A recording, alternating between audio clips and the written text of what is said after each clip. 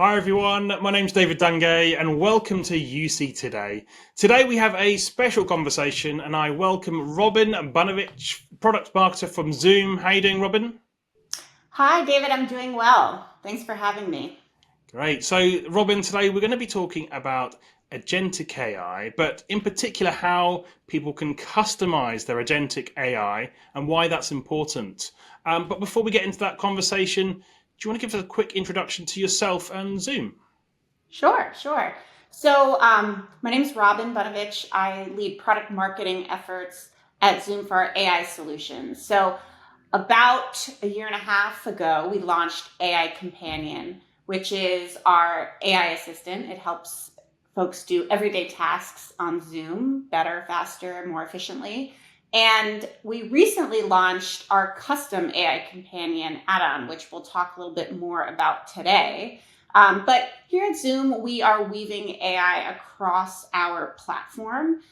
Everything we do is with an AI first mentality. And really, the goal is to help all of our customers be more efficient in their everyday and communicate better with their colleagues and their customers, and overall drive more efficiency and advance their business goals even further. So, Robin, maybe let's start with a bit of a scene setter question then, in terms of real world problems. What kind of real world problems is agentic AI solving today? Yeah, so I'll start with this first. Recently, actually, I was reading a study from IDC that said that 85% of CIOs that they spoke to have yet to define how they will actually use agentic AI. But the majority of those CIOs said that they're really open to using AI agents within their organization. So I think that kind of lays the groundwork for where we can start to talk about how agentic AI can be used in everyday business operations. And at Zoom, we have agentic AI across our platform, and we use it for things like automating meeting documentation and follow up, real time meeting transcription and translations, automatic action identification and follow up to different tasks assigned out in meetings, easy scheduling. So smart scheduling if you want to get a group of people together across time zones. So there's a lot of ways that we are building agentic AI into our platform to help with these everyday tasks that people across industries have to tackle. Yeah, it's well that statistic, 85% there of CIOs. I mean, that's very telling. Yeah. People are still figuring this out, right? And we're in this educational phase right now. So, I mean, let's educate our viewers then. Let's talk about customization. How is customization of agentic AI? Why does that matter? Yeah. So all businesses operate differently, right? And AI works best when it's grounded in company specific data. So you may be in one industry that speaks in one way or uses certain terminology, and I might work in a different industry that doesn't have that same terminology. And it's really important that the AI that you're using and weaving across your workflows and processes understands how your company works, what processes it has in place, and it does, and it can do that by understanding those company requirements and that data. So connecting it to your data sources is really critical, and that's one way to customize AI for your industry. Another thing is that that companies have a lot of different compliance requirements, security requirements, integration needs. So AI needs to be flexible and work within those parameters so that companies can feel like they're using a safe tool across their industry or their organization, and really kind of get employees on board to use it as well. So making people feel comfortable and training them in those tools is important. So a lot of customization efforts across these agentic AI solutions will help with making it malleable for how you want to use it, what your requirements are, and how your employees are going to adopt it. Yeah, I mean, it's a really important point. I mean, agentic AI, it is customizable, and it really gives that opportunity for businesses to create that differentiator as well. This Right. isn't the ubiquitous technology that is the level playing field, if you like something like email was. There's a real sort of opportunity here to do something special. Maybe let's talk about that then, in terms of how easy is it really for businesses to tailor agentic AI, specifically towards their workflows and their goals. Sure. Well, there's a lot of solutions out there, and we see them cropping up every single day, different ones.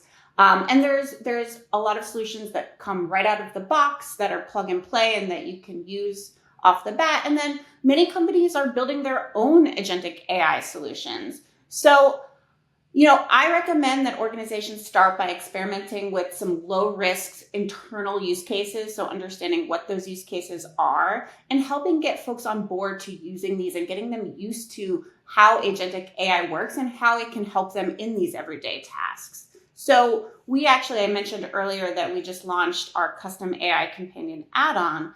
And with this, we are providing admins the ability to access what we call Zoom AI Studio. And it's a low code or no code builder to allow them to start customizing AI for their organization without having to have that technical expertise or developers on hand to do that customization work. So there's a lot of things that they can do right off the bat. For example, you can customize your meeting summary template. So hopefully you're aware of our meeting summaries, which came out with AI Companion when we first launched. But now you can customize what those summaries look like. So let's say you have a one-on-one recurring meeting or a meeting with managers to help their employees grow. You can have a customized template for that conversation so that the meeting summary that you get out of that meeting is something that you can use right away. You don't have to do a lot of editing.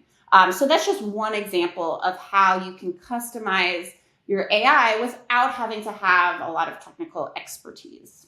Yeah, that's really important as well for that 85% of CIOs. They can go and jump into this and have a play around and Absolutely. see what works, see what doesn't, try and break it, and really try and tailor that for their specific business with no risk really as well. So it's a And bit of a that's actually no-brainer. something that we talk to a lot of CIOs about is test it. Create a group of folks within your organization that are willing to try something new and give you feedback and do a test group. That's a great way to start experimenting with some of this technology. So let's double click on the how to get started. So you have these tools available for people to test, to trial, to break it, to fail, to succeed, and on whatever else. But what are the key factors? Before jumping into customizing agentic AI, what key factors should that business really consider? Sure. So I always like to say, start by identifying some specific use cases and pain points that your employees have.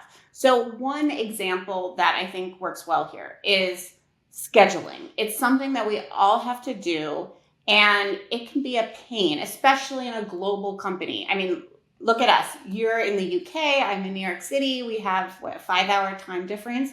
It can be tough to know, when someone's available, especially if you have a group of people that you're trying to get together. So we're using Agentic AI to help folks schedule meetings with people across teams. So for example, I could type into AI Companion, find a time for David and I to meet next week.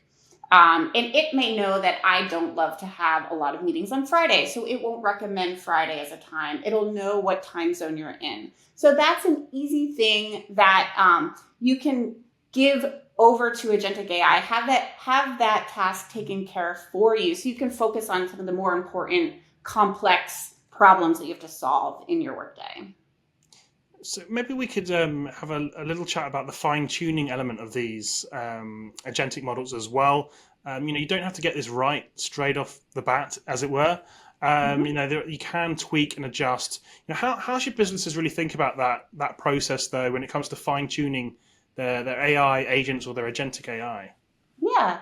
So there's a number of ways that you can fine tune your agentic AI. One way that we are providing for our customers within our AI studio is simply to add some of the acronyms that you use within your business. So we have what we're calling a custom dictionary. So you can add in those acronyms that you use. And that way, AI Companion better understands and can give you those higher quality meeting summaries coming out of a meeting. So if, for example, you at your company, we do this all the time at Zoom, we talk in a lot of alphabet soup, and many organizations do. So if you start to train your AI to understand what those acronyms mean, you will start to see better quality AI results because it understands the context in which you're speaking. So that's just one example of how companies can fine tune their AI to make it more relevant for their employees and for their industry.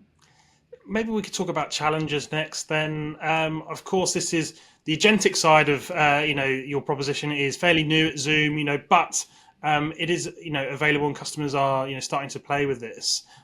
Maybe you could talk to some of the common challenges you're picking up already. When people are trying to personalize their agentic models.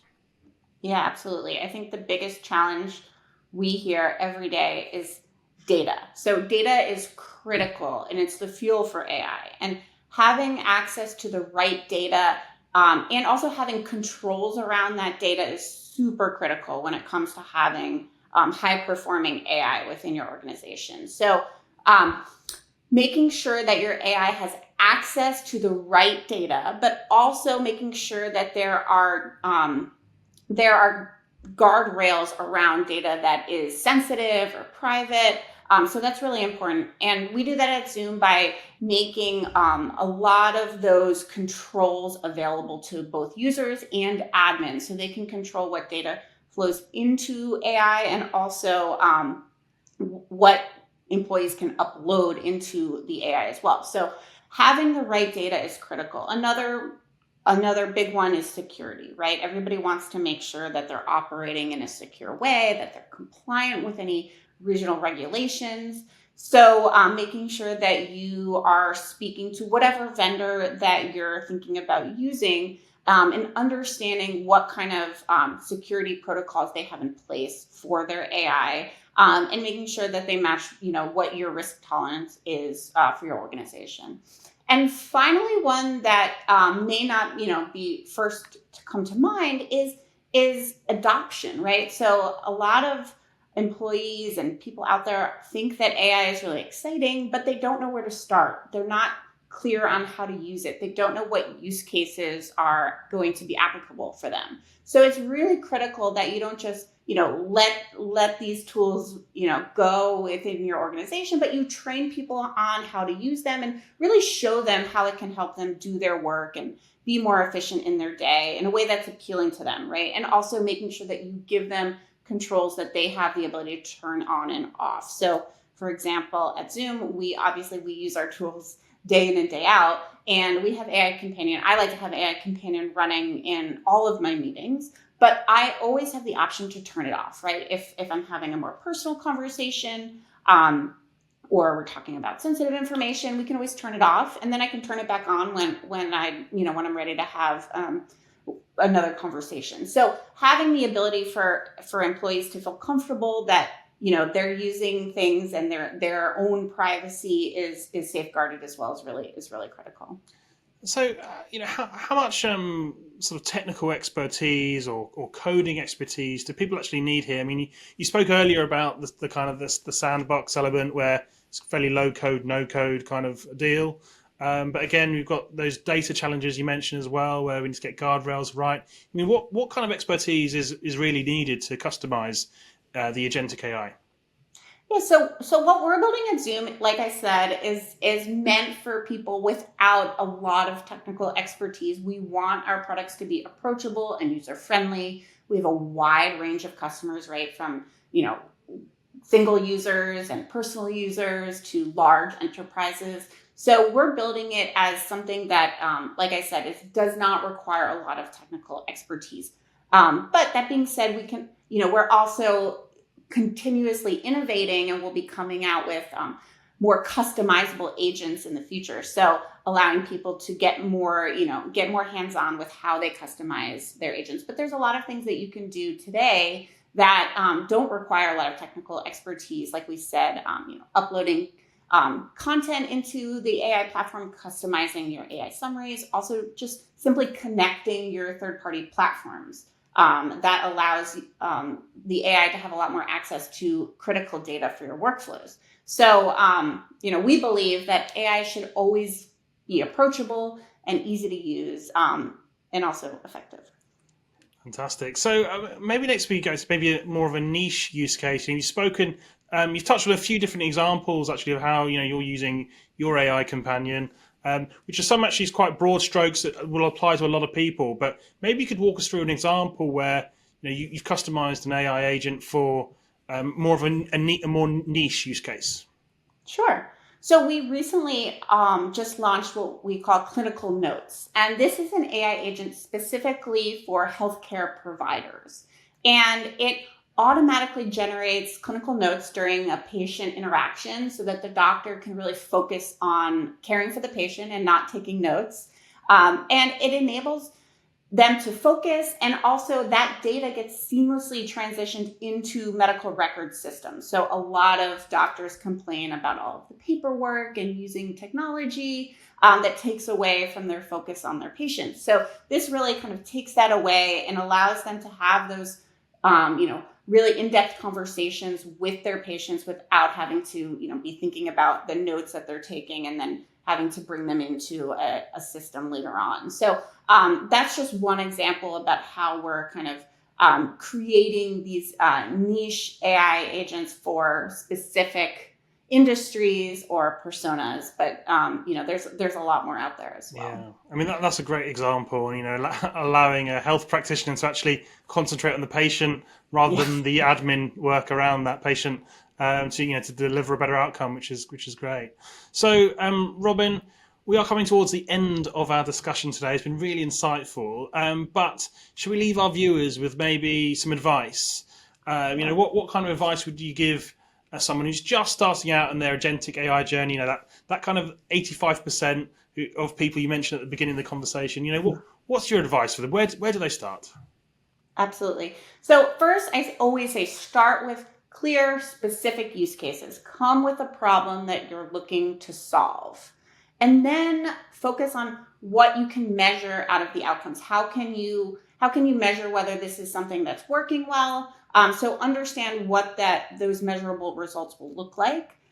Start with easy to use technology with ready-made templates, low-code solutions that allow you to play around. Like I mentioned earlier, have test groups within your organizations, people that are willing to give you feedback, ask a lot of questions. But I will say also, remember that humans are still an integral part of the AI solution. AI agents can take care of a lot of menial tasks and tasks that we have to tackle every day, but humans are still at the core of everything that we do. So think about it, AI agents can help with executing on repetitive tasks, things like data analysis or generating recommendations. But humans are still really, really good at innovation, at critical evaluation of the AI outputs, understanding the best workflows and helping to orchestrate those AI agents. So it's really important. It's a balance between the technology and the human, but we still believe humans are at the center of everything we do, and that's how AI works best, right? When we're in control of how it's executing. Robin, thank you so much. I really enjoyed that conversation. It's been great to talk to you. Yeah, thank you. And thank you for watching. You've been watching me, David Dungay, on UC Today. If you liked today's conversation, please give us a like and a share on social media. That's it from me. See you next time.